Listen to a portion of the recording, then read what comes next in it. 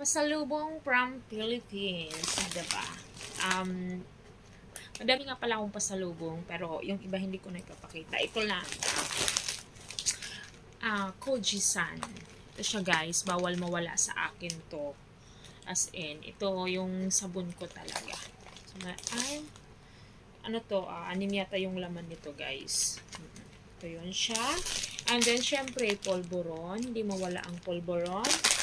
At, naku, puro sweets. Ano to siya, pastillas guys. Ayan, pastillas.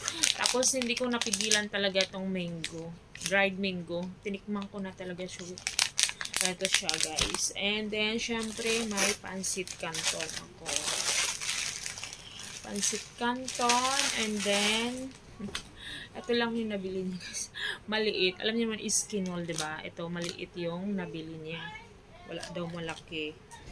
Oo, yun lang yan guys. Tapos, meron pang iba. Hindi ko na lang ipapakita. Yun lang. Kasi mga pagkain lang naman yun at sabon.